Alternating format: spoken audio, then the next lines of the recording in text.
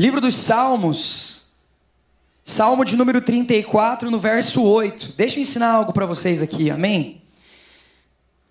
Quando a gente fala do livro dos Salmos, é um livro de canções, amém? Igual o hino da harpa. Quem sabe do que eu estou falando, hino da harpa? Conhece o hino da harpa? Vocês lembram dos hinos da harpa? Glória a Deus, olha, tem alguém pentecostal aqui. Então, o livro dos Salmos, assim como a harpa cristã, é um hinário, escrito por inúmeros autores, um deles Davi, que esse salmo especificamente é um salmo de Davi. É por isso que quando nós falamos, abra sua Bíblia no livro dos Salmos, nós falamos que é o salmo de número 34, a gente não fala capítulo 34, muito menos versículo 8, porque capítulo e versículo são os livros, as epístolas, as cartas. O livro de Salmos não tem capítulo nem versículo. O livro dos Salmos é um livro de números. Então é o número 34, verso 8. Amém? Só pro dia que você for pregar, se for ministrar na tua célula, você falar bem bonitinho. Abra sua Bíblia no livro dos Salmos. Salmo de número 34, verso 8. Amém? Parece não fazer diferença nenhuma, mas para mim, por algum motivo, faz diferença. Coisa de professor. Amém? Salmo de número 34, nós vamos ler a partir do verso 8. Na verdade, nós vamos ler só o verso 8. E diz assim: provem e vejam que o Senhor é bom. Bem-aventurado é quem nele se refugia. Feche os seus olhos. Pai, nós queremos nessa noite nos colocar inteiramente à sua disposição. Nós declaramos, Espírito Santo, que nós estamos aqui com os nossos corações abertos, como uma terra, Pai, uma terra fértil, Pai, onde a tua semente pode brotar. Espírito Santo, o que nós clamamos é que o Senhor venha com uma palavra poderosa em nossas vidas, não apenas um ensinamento, mas uma experiência sobrenatural, que enquanto essa palavra for ministrada, os nossos olhos sejam abertos, o nosso coração seja transformado, impactado, confrontado. Pai, nós queremos te adorar enquanto ministramos essa palavra. Nós queremos clamar, Espírito Santo, fala em nossos corações, muda as nossas vidas, que nós não venhamos sair daqui da mesma forma como nós entramos, mas que nós possamos ser tocados, transformados, mudados, abalados pela tua palavra. Toca-nos nessa noite com poder, com graça. Eu me humilho diante do Senhor e reconheço que só o Senhor é Deus e que pode fazer todas as coisas. Se você está feliz com essa palavra, adore ao Senhor com a sua melhor salva de palmas. Dá um glória a Deus aí em nome de Jesus. Aleluia. Gente, olha só, eu preciso de pelo menos uns 10 pentecostais comigo hoje. Tem alguém aí? Aleluia, pelo menos uns 10 pentecostais. Glória a Deus. Amém. Gente, olha só, o tema da palavra de hoje é um Deus a ser experimentado. O nosso Deus, de fato, ele é um Deus a ser experimentado. Ainda que nós venhamos estudar a quem é o Senhor, estudar a Bíblia, nós estávamos falando sobre escola bíblica. Ainda que nós estudemos a palavra de Deus, ainda que nós venhamos estar lendo a Bíblia, o contexto do texto, o contexto histórico, todas as coisas que envolvem um texto bíblico, Deus não é um Deus que pode ser dissecado como em qualquer disciplina da academia ou da faculdade. Nós podemos passar anos e anos estudando a respeito de quem Deus é, e todos os dias as misericórdias do Senhor se renovam sobre a nossa vida. Deus é um Deus infinito. Deus é um Deus que não pode ser colocado dentro de uma caixa. Nós não podemos compreender inteiramente quem Ele é, porque Ele é o grande eu sou. Nosso Deus, Ele é um Deus maravilhoso demais para que nós possamos estudar e compreender Ele. Então, o que eu entendo e o que eu quero ministrar juntamente com vocês nessa noite é que Deus não é um Deus a ser estudado, Deus é um Deus a ser experimentado. E essa noite o que nós temos aqui é um convite do céu para que nós não venhamos apenas ouvir uma palavra, mas para que nós possamos experimentar um toque da presença do nosso Deus. Queridos, nós vamos estudar a respeito de um personagem bíblico que teve um encontro com o Senhor e esse encontro mudou a sua vida. Agora, quando nós folheamos as páginas da nossa Bíblia, a verdade é que tem inúmeros casos de pessoas que tiveram encontros com Deus e esse encontro mudou tudo na vida deles.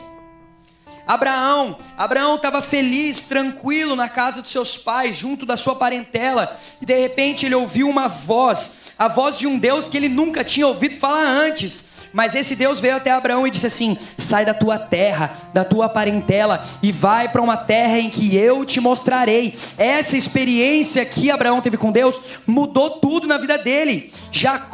Quando Jacó se encontra com Deus, a Bíblia diz que ele luta com Deus. Ele faz um jiu-jitsu lá com Jesus. E era Jesus, porque diz que é o anjo do Senhor. Toda vez que a Bíblia fala o anjo do Senhor, com um artigo definido, é uma teofania. Zé, o que é isso? Teofania é quando Jesus aparece no Antigo Testamento. Então, literalmente, Jacó teve um encontro com o próprio Jesus. Ele lutou com o anjo, porque ele queria ser abençoado. Então, Jacó segurou o anjo. E não deixou fugir. E então o anjo perguntou para ele: o que você quer que eu te faça? Ele falou assim: eu quero receber a minha bênção. Depois daquele dia, ele não recebeu apenas a bênção do Senhor. O nome dele foi trocado de Jacó para Israel. E de repente ele foi tocado na coxa. E aquele homem, durante toda a vida dele, ele andava agora mancando, não mais andava firmemente. Por quê? Porque um encontro com Deus muda a sua identidade. Deus mudou a identidade de Jacó para Israel. E um encontro com Deus muda o teu jeito de andar. Querido, não tem como você ter um encontro espiritual com o Senhor e permanecer do mesmo jeito. Não dá. Um encontro com Deus muda você. Ele te transforma, ele te puxa do avesso. Um encontro com o Senhor bagunça aquilo que nós acreditamos de nós mesmos e mostra a realidade de Deus na nossa vida.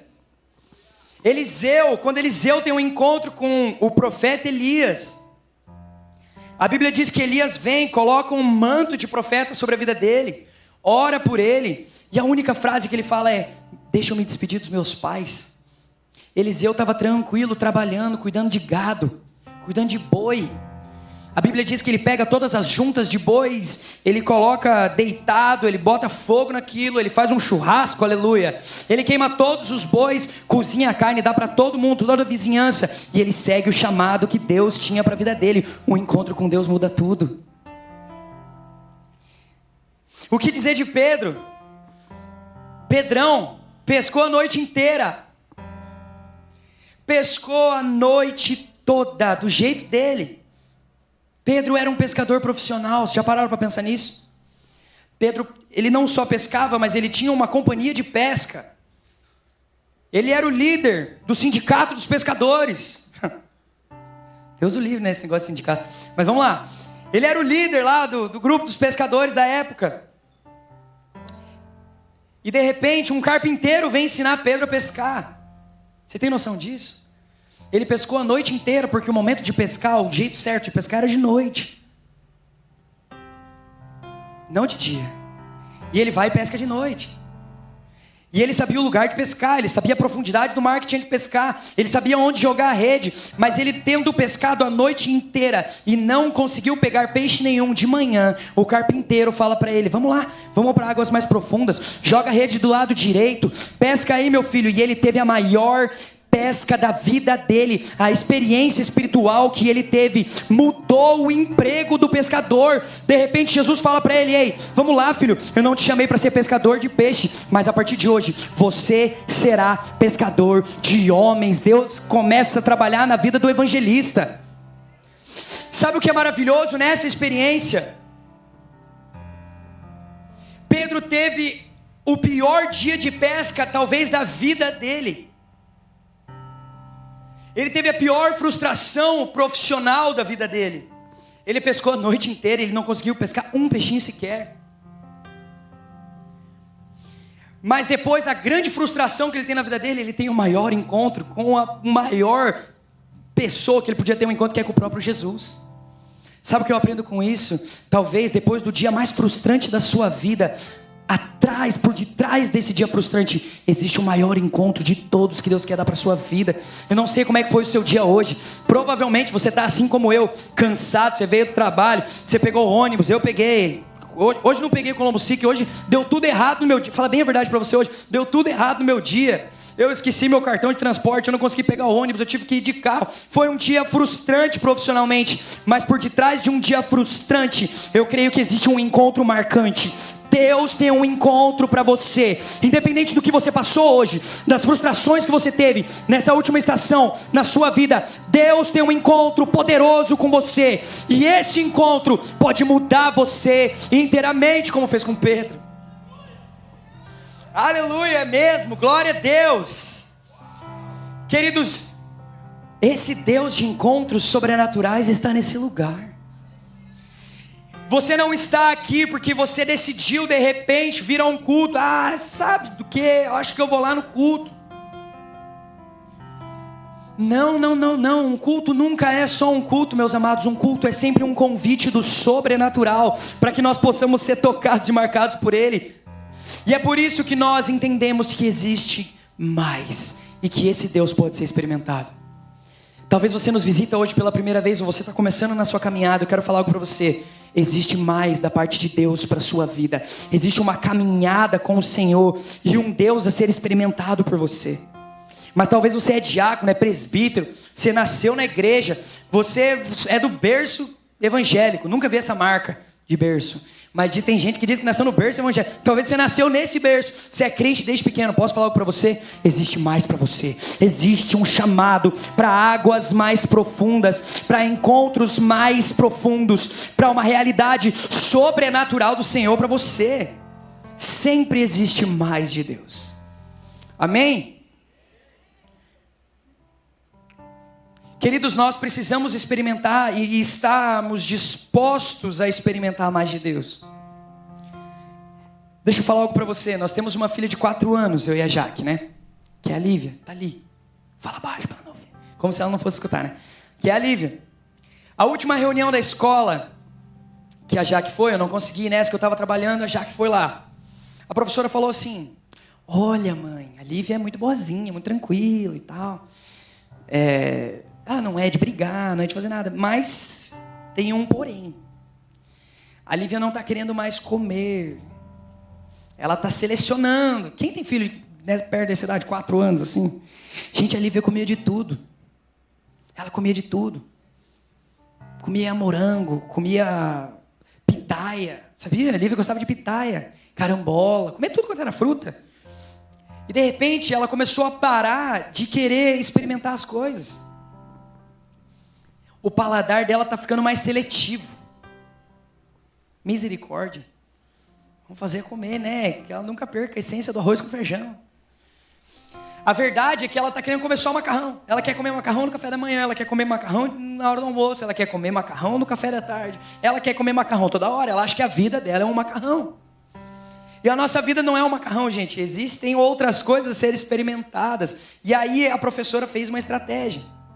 Ela coloca um coraçãozinho na mão da Lívia todos os dias que ela experimenta alguma coisa que ela diz que não gosta. Sempre gostou de bolacha. Aí ela diz que não gosta da bolacha. Mas experimenta, Lívia. Não, experimenta. Se você experimentar, você ganha um coração. Então ela ganha um coração cada vez que ela experimenta. E isso me remeteu muito à minha infância. Na minha infância não tinha coraçãozinho na minha mão se eu não queria comer alguma coisa, né? De vocês tinha? Na minha não tinha, não. Na minha era come ou come, piá. Tem arroz, tem feijão, tem quiabo, tem couve e tem carne. Você não quer o quiabo, não come. Come arroz e feijão, come com a carne, come o que tem. Inclusive o quiabo tem uma história muito engraçada. Quem aqui gosta de quiabo? Aleluia. Aleluia, glória a Deus. Quiabo é maravilhoso. Hoje eu gosto de quiabo, mas na época minha mãe fazia quiabo. Bem babado, assim, sabe aquele quiabo bem... É esses que eu gosto hoje, com arrozinho. Só arrozinho, só, e o quiabo tá ótimo, maravilha. E aí quando ela fazia, eu vou ser bem sincero para vocês, olhando pro quiabo, eu não tinha vontade de experimentar o quiabo. Falava, crente aos pais. Falava bem assim, crente aos pais. Quiabo, esse negócio babado, esse negócio melequento, eu não quero experimentar quiabo. Eu falava para minha mãe que não queria experimentar. Aí o que minha mãe fazia? Ela pegava um prato de quiabo, com um pouquinho de arroz, mas era mais quiabo do que arroz. Ela sentava do meu lado, e ela começava a comer aquele quiabo com uma vontade, assim, ó. Parecia que ela estava comendo um milkshake. Quiabo, filho, é tão bom comer quiabo. Você não quer um pouquinho? Eu falei, eu não quero esse quiabo. E o tempo foi passando e ela fazia quiabo semanalmente. Eu não sei qual que era, o que a minha mãe tinha com o tal do quiabo, mas ela queria me fazer comer quiabo. E ela vinha e comia o quiabo do meu lado. Teve um dia que eu falei, sabe do que, mãe? Acho que eu quero um pouquinho desse quiabo aí. Não, um pouquinho desse quiabinho aí, só um talinho desse quiabo aí. Venci os preconceitos com o tal do quiabo. A primeira vez que eu provei o quiabo, ele realmente era aquilo lá que ele parecia mesmo. Ele era meio... Mas não é que era bom?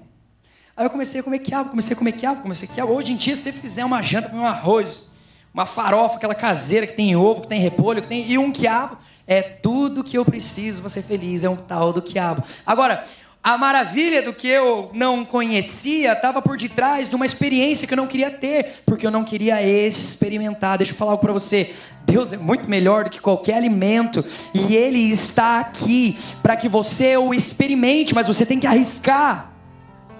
Você tem que sair do lugar onde você está e entrar mais fundo em Deus e experimentar. E posso te falar algo? Quando você começar a experimentar de Jesus, as pessoas que estiverem do seu lado vão ser igual eu com a minha mãe. Falou, o que é esse Jesus aí? O que é esse negócio que você está feliz indo quinta-feira depois do trabalho para a igreja? O que tem aí que eu quero provar também? O maior evangelismo é a fome e a sede por alguém. Porque quando as pessoas olharem você provando daquilo, ela vai falar, que Deus é esse? Eu quero provar também. Você está tão feliz, mesmo estando passando por tantas dificuldades, que eu quero essa alegria, essa felicidade também. Qual é o segredo? Eu quero provar disso aí que você está provando. O que é? E você vai falar com a boca cheia assim, ó, é Jesus. Jesus mudou a minha vida. As experiências que eu estou tendo com Deus estão marcando profundamente a história da minha família. Experimente mais de Deus. Queridos, um culto como esse jamais é só uma reunião de amigos. Ainda que você tenha amigos aqui. A gente não está aqui só para ouvir uma boa música e depois uma palestra. Não tem nada de palestra aqui, gente. Não tem nada de mindset, de coach. Eu não sei falar nada disso. O que eu sei é o que Jesus fez na minha vida. E o que Ele fez na minha vida e na vida da minha família, eu quero compartilhar com você. E dizer para você que existe mais a ser experimentado. Se permita, mergulhe, avance nas suas experiências com Deus. Quando você chegar em casa depois desse culto, dobre o teu joelho, ore. Amanhã de manhã, levante, abra a sua Bíblia e fale, Senhor, eu quero experimentar o Deus da palavra. Eu não quero só ler a palavra, eu quero o Deus que está na palavra. Eu não quero só ouvir o texto, eu quero ouvir a voz do Espírito do texto. É isso, gente. Amém? Dada essa introdução, abra sua Bíblia em Isaías capítulo 6. Isaías capítulo de número 6. Enquanto você abre, eu quero te dar um panorama. Olha só, esse texto fala da experiência mais marcante que Isaías teve com Deus. A primeira grande e profunda experiência que ele teve com o Senhor. E talvez uma das experiências mais profundas de qualquer personagem da Bíblia é essa, descrita em Isaías capítulo 6. E diz o seguinte, vamos ler juntos ali, eu vou ler na versão de vocês, ali na NAA. No ano da morte do rei Uzias, eu vi o Senhor assentado sobre um alto e sublime trono, e as abas de suas vestes enchiam o templo. Versículo 2. Serafins estavam por cima dele, cada um tinha 6 asas, com 2 cobriam o rosto, com 2 cobriam os pés, e com 2 voava. E clamavam uns aos outros dizendo, Santo, Santo, Santo é o Senhor dos exércitos, e toda a terra está cheia da sua glória. Os umbrais das portas se moveram com a voz do que clamava, e o templo se encheu de fumaça. Versículo 5, então eu disse, ai de mim, estou perdido, porque sou homem de lábios impuros, e habito no meio de um povo de lábios impuros, e os meus olhos viram o rei, o Senhor dos exércitos. Versículo 6, então um dos serafins voou para mim, trazendo na mão uma brasa viva, que havia tirado do altar com uma pinça. Versículo 7, com a brasa tocou a minha boca e disse: eis que esta brasa tocou os teus lábios, a sua iniquidade foi tirada e o seu pecado perdoado. Versículo 8. Depois disso, ouvi a voz do Senhor que dizia: a quem enviarei? E quem há de ir por nós? Eu respondi, Isaías dizendo isso: eis-me aqui, envia-me a mim. Você não pode ouvir um texto como esse parecendo que você está ouvindo uma notícia do jornal. Essa notícia é motivo de avivamento, sabe? Alguém viu o Senhor. Existe um profeta que está declarando que teve uma experiência com Ele. Agora, eu quero meditar com você nesse texto a respeito de alguns detalhes na dinâmica da experiência que Isaías teve com Deus. Porque nessa dinâmica da experiência, nos detalhes que aparecem nesse texto, nós podemos ver a nossa vida sendo descrita aqui. Primeira coisa, o versículo de número 1 já começa dizendo assim, ó: no ano da morte do rei Uzias. Por que Isaías foi tão enfático com essa informação? No ano da morte do rei Uzias. Ele podia ter falado em qual mês foi, ele podia ter falado na primavera, ele poderia ter citado esse texto de qualquer outra forma, ele poderia ter começado, introduzido de qualquer outro jeito, mas ele escolhe falar que foi no ano da morte do rei Uzias. E quando nós vamos meditar a respeito de quem foi o rei Uzias, nós descobrimos duas coisas muito importantes para Isaías na vida de Uzias. Uzias era muito importante para ele. Primeiro, Uzias era primo de Isaías. Então, o pai de Isaías era irmão do pai de Uzias, e Uzias era o rei. Agora, o que isso significa? Muda tudo para um profeta, porque os profetas naquela época eram aqueles que traziam a voz de Deus para o povo, e era muito cômodo e tranquilo saber que o rei, que poderia te punir por qualquer palavra que você dissesse, é seu primo. Tá tudo em casa, pode falar o que quiser para o povo aí, Isaías, eu te protejo, tamo junto. Primão, conta com o rei. Se alguém falar alguma coisa para você, deixa com o rei cuida. É mais ou menos a sensação de você ter um primo mais velho que te protegia na escola. Pode mexer com quem for, que tamo junto, eu compro a tua. Teve uma vez no colégio que aconteceu isso. A gente arrumou confusão lá no colégio, eu e meu primo. Eu tinha um primo, mas no meu caso, meu primo não era igual ao Uzias. Ele era da mesma idade que eu e nós ia apanhar nós dois juntos. A gente arrumou uma confusão no futebol lá. E aí, os meninos mais velhos queriam pegar a gente. Ó, seguinte, cara, na saída vocês estão no sal. Nós vamos moer vocês na porrada. Nós vamos bater. E eu e o Douglas ali, eu e meu primo. E agora, o que nós faz? Vamos ligar para quem? Ligou ele pro irmão dele, pro Elvis. E aí, Elvis, beleza? E aí, Douglas, o que aconteceu? Tem como você vir aqui na escola? Não, uns piá mais velho que ia bater na gente, vem aqui ajudar a gente. Não, pera aí então que eu vou ligar pro outro primo. Aí o irmão do Douglas ligou pro nosso outro primo, que era o Júnior, trabalhavam meio junto. Ô Júnior, uns piazão mais velho querem bater nos nossos primos lá, vamos defender. Foi o Júnior, foi o Elvis, aí o Júnior ligou pro Paulinho, que era o mais velho ainda. O Paulinho era o mais velho. Ô Paulinho, vamos lá. Os piá estão precisando da nossa ajuda lá. Gente, eles chegaram lá, parecia a Liga da Justiça. Eles chegaram lá e tal, e aí a gente saiu brabo, eu saí. Quem que vai bater em mim? Tô com o Elvis, tô com o Júnior, tô com o Paulinho, pode vir, piazada. O que aconteceu? Os meninos maiores viram e foram embora. Então era mais ou menos isso que Isaías tinha ali, só que ele tinha com alguém muito poderoso, que era o rei de todo Israel. E não era qualquer rei. Uzias era um herói nacional. Uzias, depois do rei Davi, ele com certeza foi o rei que levou Israel para os patamares mais altos. Vou te provar, abra sua Bíblia, segundo Crônicas. Segundo livro de Crônicas, capítulo 26, no versículo 1.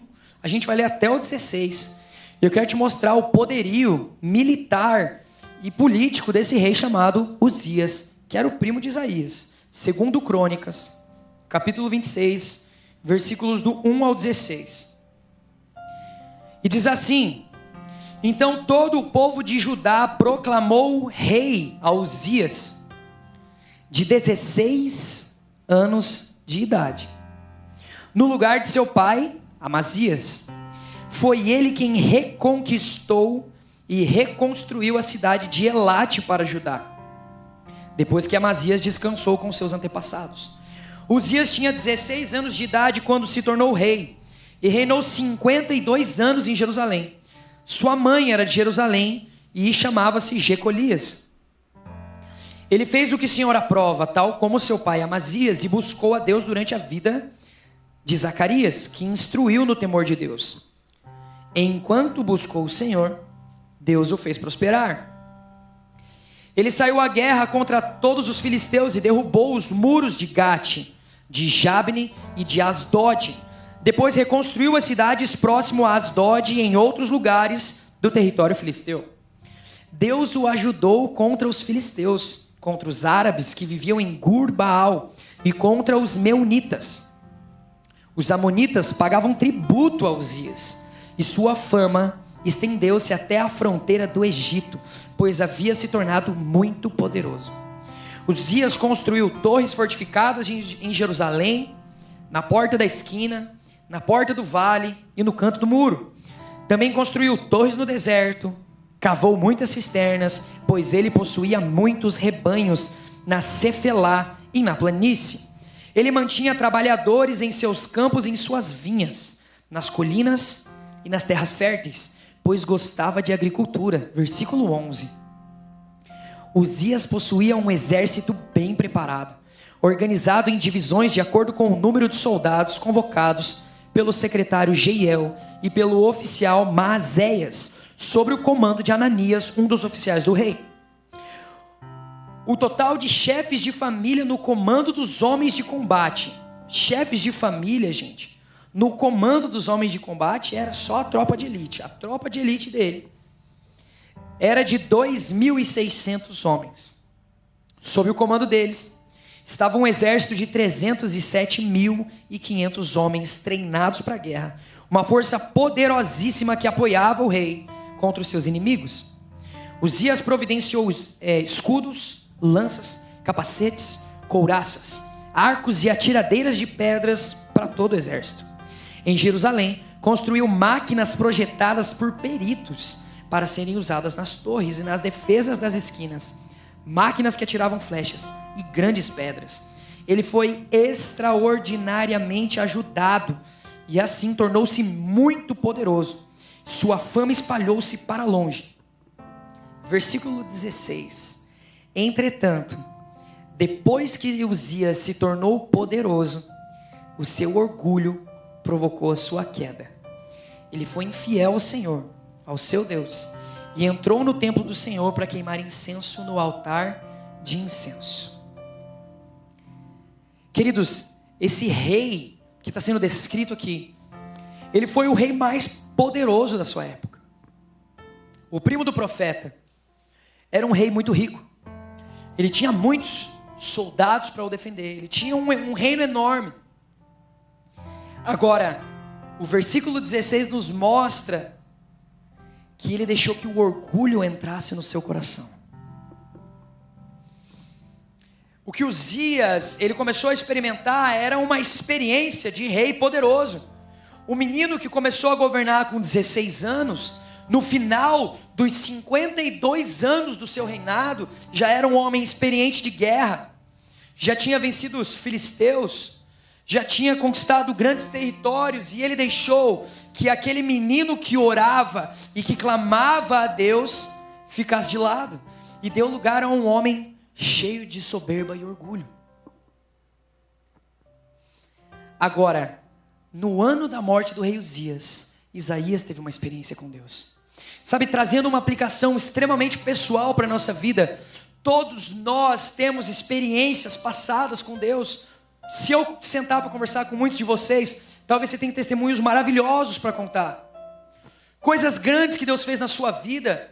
Eu tenho inúmeros testemunhos. O grande problema é, nós deixamos que os nossos testemunhos, eles vão se tornando experiências que vão nos afastando de Deus. Eu sei o que é passar por isso, eu já sei de tudo. Eu sou crente velho, tá tudo certo. E o Uzias vai crescendo no nosso coração. E nós só temos experiências poderosas e marcantes com Deus quando nós matamos os Uzias do nosso coração, quando morre o orgulho da nossa vida, de já ter vivido grandes coisas, grandes experiências passadas. Ei, quando tudo isso passa, nós podemos ver o Senhor. Ou seja, no ano da morte do rei Uzias, no ano em que aquele que simbolizava o orgulho morre, no ano em que a minha zona de conforto morreu, porque ele era o primo que me protegia, no ano em que eu realmente vi o rei, eu vi o Senhor. Sabe o que eu quero dizer para você? Deus está com uma experiência profunda e marcante esperando por você, mas você precisa abrir mão do orgulho, e você precisa abrir mão da sua zona de conforto. Ficou difícil falar amém, mas amém, né? Sabe por quê? Porque quando nós chegamos a um culto como esse, é claramente mais cômodo ficar olhando o que está acontecendo. É ficar vendo a irmã que está cantando. É ficar olhando o rapaz que está pregando.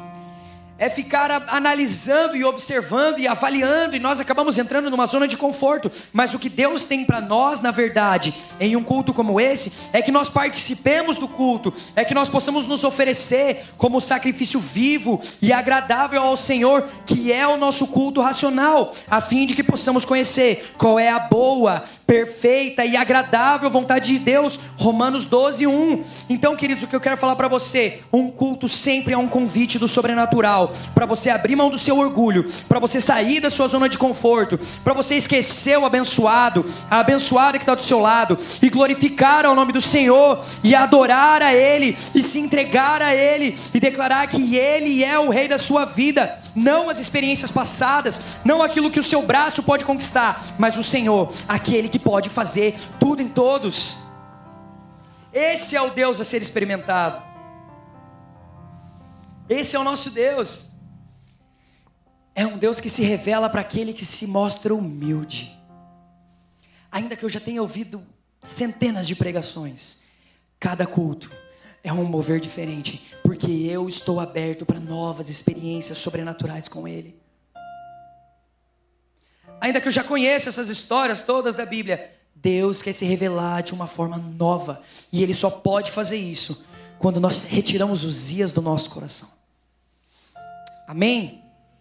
Agora, quando nós continuamos lendo,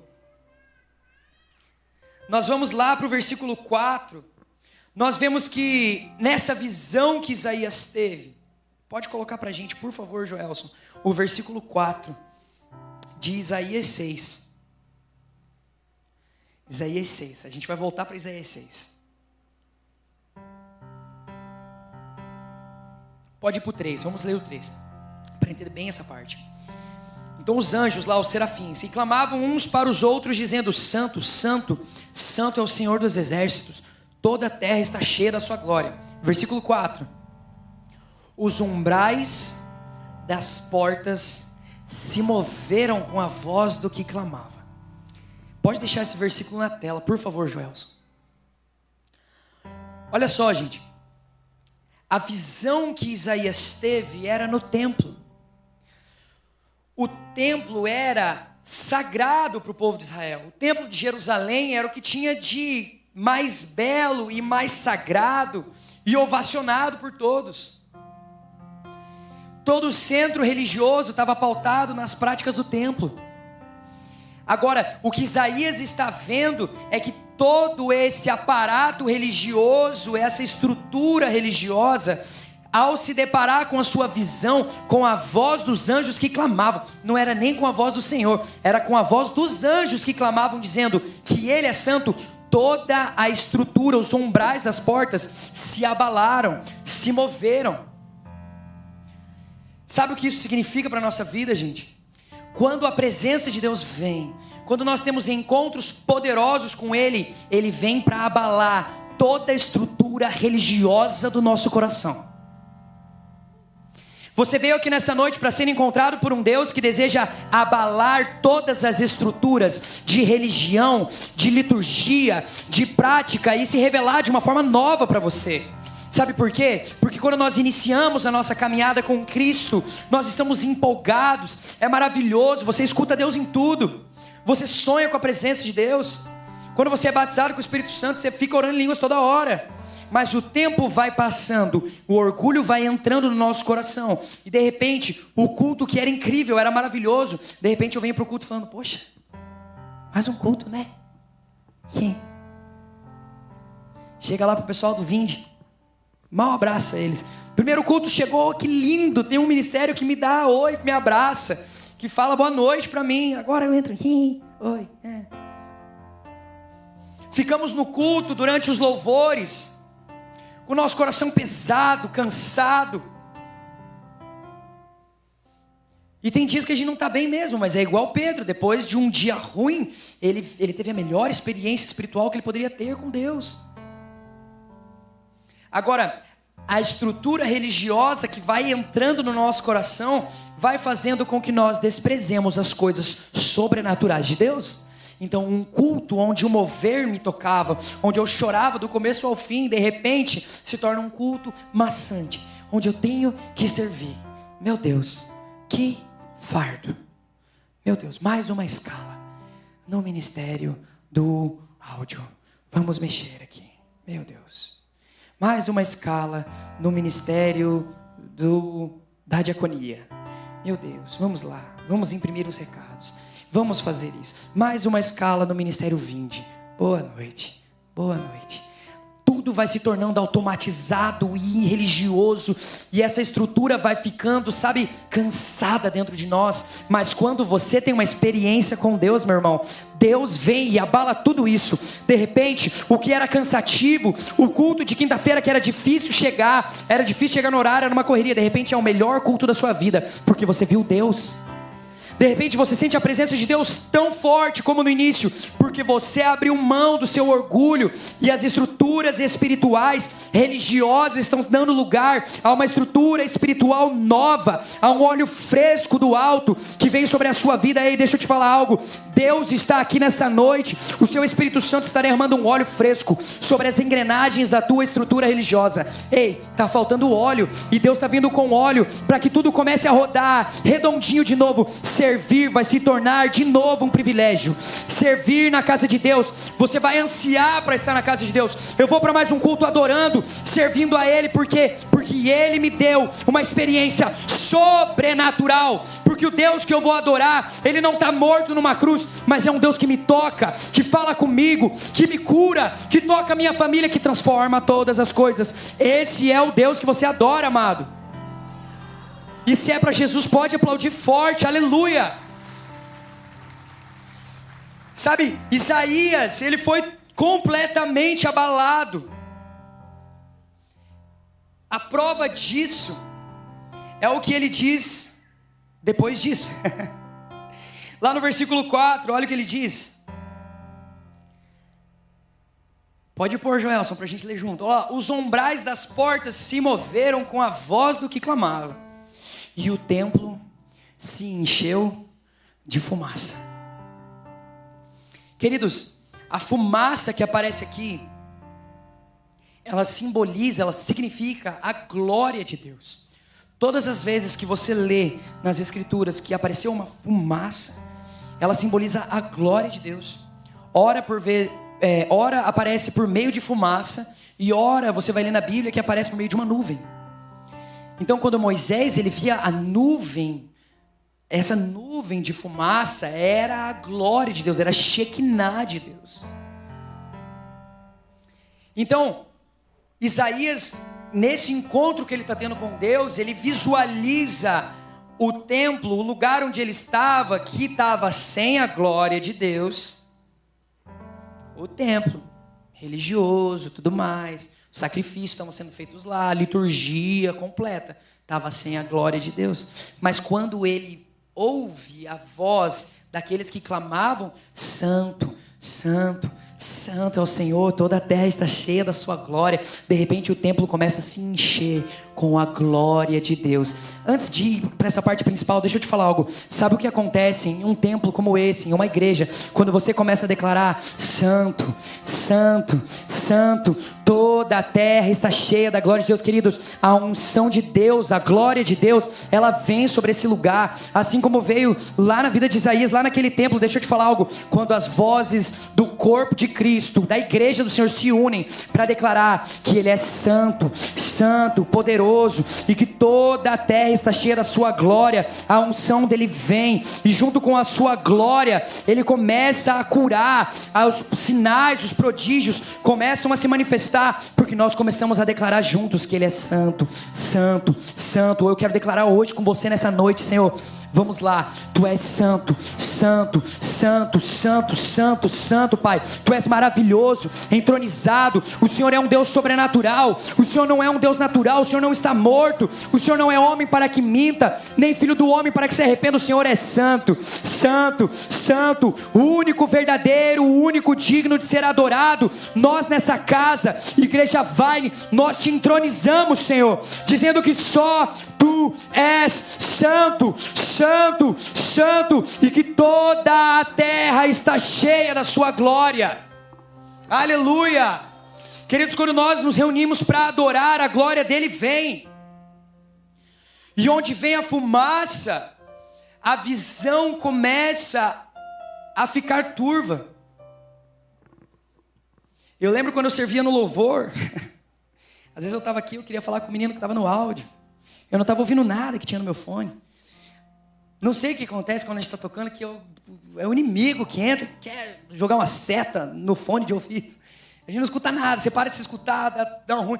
E aí eu queria olhar para o menino que estava lá na mesa, eu ficava fazendo assim, o que estava? A fumaça não deixava eu ver. Eu quase começava a cantar no Santo dos Santos, a fumaça me esconde. Eu quase começava, sabe, a fumaça escondia tudo, não conseguia ver nada. Porque um ambiente onde a fumaça vem, a visão de repente fica turva. Isaías tinha uma visão antes, e depois ele tem uma visão depois desse encontro com Deus. Agora, tudo que Deus faz, ele faz dessa forma. Primeiro ele arranca o que ele não quer que esteja na nossa vida. Depois ele começa a nos dar uma nova visão. Então, antes de você receber uma nova visão do Senhor, primeiro ele deixa a sua visão antiga embaçada. Fica difícil de ver as coisas como você via, porque de repente você teve um encontro com ele. Você já não vê as práticas que você tinha da mesma forma. Tudo perde o sentido. Por quê? Porque você teve um encontro com Deus. Os pecados que antes te davam prazer, os pecados que te davam satisfação, de repente perdem o brilho. Esses pecados, eles passam a perder o sabor, porque você experimentou algo muito melhor. Você teve um encontro com Deus. Então Isaías, ele começa a ter a sua visão embaçada pela fumaça. Queridos, isso acontece em toda a Bíblia. Quando Moisés, ele é chamado por Deus para acender o fogo do incenso, primeiro ele tem que retirar as cinzas. O fogo de Deus não vem sobre cinzas antigas. Jeremias, vamos ler esse texto de Jeremias, ele resume bem isso que nós estamos falando. Jeremias capítulo 1, no versículo 9. Olha lá, palavras de Jeremias, filho de Ilquias, um dos sacerdotes que estavam em Anatote, na terra de Benjamim. Versículo 2. A palavra do Senhor veio a ele no 13º ano do reinado de Josias, filho de Amon, e rei de Judá. Versículo 3. Veio também nos dias de Jeoaquim, filho de Josias, rei de Judá, até o fim do 11º ano do reinado de Zedequias, filho de Josias, rei de Judá. No 5º mês desse ano, os moradores de Jerusalém foram levados ao exílio. Versículo 4. A palavra do Senhor veio a mim dizendo: antes de formá-lo no ventre materno, eu já o conhecia. E antes de você nascer, eu o consagrei e constituí profeta às nações. Versículo 6. Então eu disse: ah, Senhor Deus, eis que não sei falar, porque não passo de uma criança. Versículo 7. Mas o Senhor me disse: não diga não passo de uma criança, porque a todos a quem eu enviar você irá, e tudo que eu lhe ordenar, você falará. Versículo 8. Não tenha medo de ninguém, porque eu estou com você para livrá-lo, diz o Senhor. Versículo 9. Depois, o Senhor estendeu a mão e tocou na minha boca. Parecido, né? Na de Isaías ele vem com uma brasa e toca a boca de Isaías. De repente Deus vem com a mão dele e toca na boca de Jeremias. E diz assim: eis que ponho as minhas palavras na sua boca.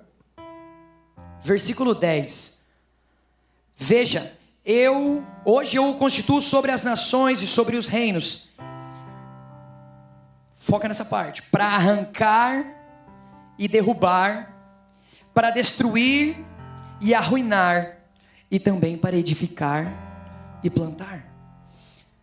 Como que Deus vai construir algo novo na nossa vida em alicerces antigos? Como Deus vai plantar algo de novo em nossas vidas se a plantação antiga ainda está ali? Então o que Deus faz? Deus arranca os nossos preceitos antigos. Deus tira os fundamentos antigos que eram baseados nas nossas crenças limitantes, naquilo que nós acreditávamos, e Ele vem trazendo um novo fundamento para a nossa vida. Eu estou construindo algo novo. Sabe qual é o grande problema? Nós temos grande dificuldade em nos desvencilhar do passado. As coisas que passaram na nossa vida ainda causam revolta, ainda causam dores. Tem pessoas que ainda estão presas na mágoa do passado, na falta de perdão familiar. Ei, deixa eu falar algo para você. Deus está querendo arrancar do seu coração toda mágoa, toda dor, todo sentimento de desprezo, todo sentimento de rejeição que talvez você teve do seu pai, da sua mãe. Deus quer tirar tudo isso de você e construir algo novo na sua vida, te levar para um novo lugar nele, mas você precisa permitir que ele tire fora. É assim que Deus fez na vida de Jeremias. Você vai ter unção, você vai profetizar para arrancar, para derrubar, depois para construir e para plantar. Não tem como Deus fazer nada de novo na nossa vida se nós continuamos nos apegando às coisas velhas. Deixa eu falar algo de Deus para a sua vida. As coisas passadas se passaram, e eis que tudo se faz novo. Um encontro com Deus remove o passado, a cinza, as experiências antigas, as mágoas, e tudo se faz novo na sua vida. Hoje você está aqui nessa noite tendo um encontro com um Deus que pode renovar todas as coisas na sua vida. Coisas ruins Deus pode tirar e renovar. Coisas boas, você tem experiências boas, Deus pode te dar muito melhores, te levar a um outro nível, se você se desvencilhar do passado. Deixa Deus arrancar o que Ele tem que arrancar. Amém? Agora, eu quero já me encaminhar para o final. No versículo seguinte, nós estávamos lendo lá o versículo 4. Vamos para o versículo 5. Nós vemos mais o que Deus pode fazer através da experiência. Através de uma experiência com Deus. Versículo 5 de Isaías 6.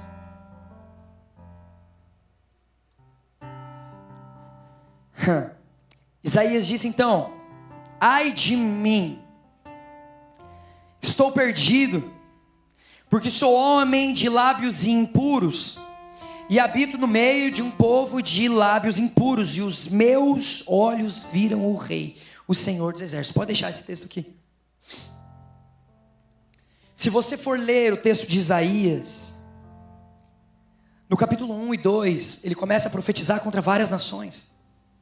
Ai de tal nação, ai de tal rei, ai de tal... E começa a falar várias profecias, várias palavras de repreensão para outros lugares.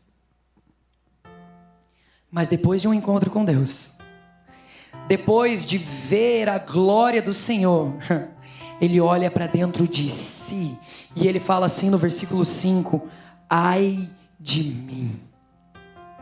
Sabe por quê?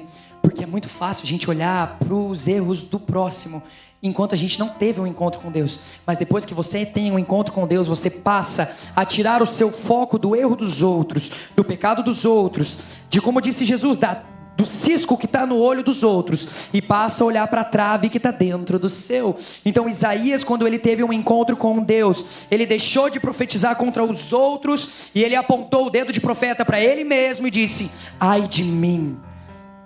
Porque a presença de Deus, ela sempre vai nos levar para um ambiente onde nós reconhecemos os nossos erros. Para que Deus possa mudar a sua vida e te levar para ressignificar a sua história, você precisa olhar para dentro de você e enxergar os erros que você não quer enxergar. Nós precisamos olhar para dentro de nós e ver aquilo que nós precisamos ser transformados. Ai de mim, Senhor. Ai de mim, José Felipe, que tem os olhos impuros, os ouvidos impuros. E eu ainda não fui totalmente santificado. Ai de mim, porque os meus olhos veem o Senhor. Eu tenho experiências contigo, mas eu preciso ser purificado. Eu preciso ser santificado. Eu estou num processo eterno de santificação. Porque o caminho do justo, a Bíblia nos ensina, é como a luz da aurora. Todos os dias vai clareando. Porque nós estamos caminhando de glória em glória, sendo transformados à imagem daquele que nos chamou. Todos nós estamos num processo de santificação. E quando você olha para dentro de você, das coisas que você precisa ser mudado por Deus, você passa a deixar de olhar tanto para a trave que está no olho do seu irmão. Amém? Doeu aqui, doeu aí, Deus está falando, amém? Deus está nos levando para esse ambiente onde nós falamos, como o profeta Isaías: ai de mim, Senhor, ai de mim, que os meus lábios são impuros. Mas o Senhor, Ele não nos leva simplesmente para um lugar onde nós vemos o nosso pecado. Ele tem a solução contra o pecado. A Bíblia diz que um dos anjos vem com uma brasa que é tirada do altar, coloca a brasa sobre os lábios dele e diz assim: agora não tem mais pecado, agora não tem mais impureza, porque a brasa, o fogo dele está tocando você. Querido, deixa eu te falar algo. O fogo de Deus vem na nossa vida, não é simplesmente para a gente sentir uma presença, um arrepio, mas o fogo de Deus vem para consumir pecados, consumir tudo aquilo que não vem dele. Hoje, os olhos do Senhor, que o apóstolo João viu, que tem chamas de fogo, estão passando por aqui, olhando para você, e o fogo de Deus está disponível para quem disser ai de mim, para que esse fogo possa purificar e limpar todos nós. O fogo de Deus, ele não vem simplesmente para nos dar uma experiência, mas vem para nos santificar. Senhor, tem um pecado que eu não consigo vencer, vai para a presença. Senhor, eu não consigo parar de mentir, vai para a presença, que Ele tem brasa para colocar na sua boca. Senhor, eu não consigo parar de fazer negócios onde eu engano as pessoas, vai para a presença, pede para o Senhor vir com brasa e colocar nas suas mãos, para você ser transformado por Ele. Senhor, eu tenho dificuldade com esse pecado de pornografia, pede para o Senhor que coloque brasa nos seus olhos, para que Ele coloque brasa no seu coração, para que você seja purificado.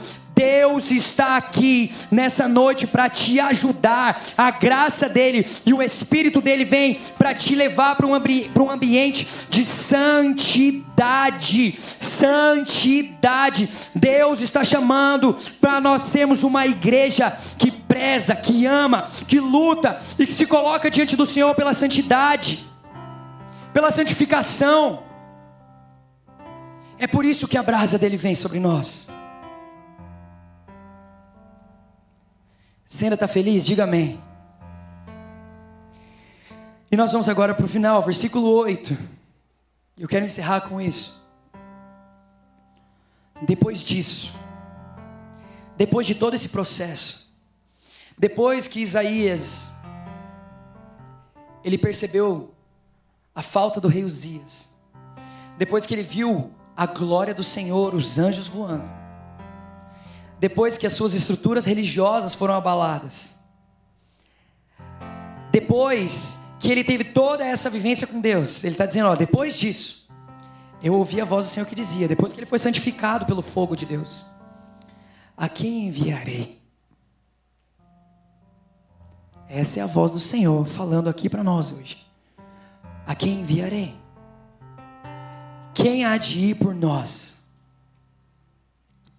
E ele respondeu: eis-me aqui, envia-me a mim. Queridos, tudo isso que eu falei nessa noite vai se tornar vão e vazio se você não compreender que existe um chamado poderoso de Deus para a sua vida. Que por detrás de todas as experiências que nós temos com Deus, existe um chamado do Senhor para você. Ainda que Isaías profetizasse nos primeiros capítulos, depois de Isaías 6, ele foi completamente mudado, transicionado, ele entrou em uma nova estação ministerial, e ele disse para o Senhor: eis-me aqui, envia-me a mim, eu quero servir, eu quero profetizar, eu quero pregar a tua palavra, porque agora eu fui santificado, porque agora os meus olhos viram o Senhor. Deixa eu te falar algo, Deus quer tomar você nas mãos dele nessa noite e usar você com poder, com graça, com autoridade, com unção. Você não está aqui para ser um espectador de culto, meu amado, você está aqui para ser usado por ele. Existe um lugar nessa igreja para que você seja usado pelo Senhor. Existem ministérios onde você vai sentir a glória de Deus vindo sobre você, e você vai se sentir extremamente útil na presença dele, e você vai ser usado para impactar outras vidas. Querido, não existe nenhuma sensação melhor ou maior ou mais profunda do que você ser usado pelo Senhor. Você não é um espectador da glória dele. Você não está aqui simplesmente para Deus melhorar algumas coisas na sua vida.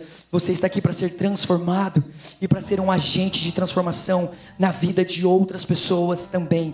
Deus tem um chamado para você, e esse chamado nasceu antes de você, porque ele falou para Jeremias: antes que eu te formasse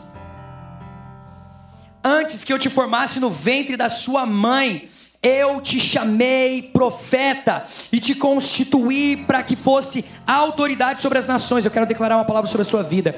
Antes de você ser formado no ventre da sua mãe, um chamado de Deus já havia sido desenhado, projetado, inspirado pelo Espírito Santo. E o que nós estamos fazendo aqui nessa noite é dizendo: eis-me aqui, envia-me a mim, onde precisar que vá, eu vou. É nos hospitais, Senhor, usa a minha vida. É para pregar num culto, Senhor, usa a minha vida. É nas escolas, usa a minha vida. É na rua, evangelizando, usa-me, Senhor. É tocando aqui na igreja, seja lá onde for, usa-me, Senhor, usa-me. Que nós possamos ter um senso de chamado, de urgência, de clamar para que nós possamos ser usados pelo Senhor, com graça, com unção, com autoridade. Deixa eu falar algo para você: o chamado de Deus para sua vida não morreu, ele permanece o mesmo. Ainda que você pense que passou, que os sonhos de Deus mudaram, que você errou e tudo acabou. Não. Deus tem um chamado para a sua vida que nasceu antes de você, e aquele que começou a boa obra na sua vida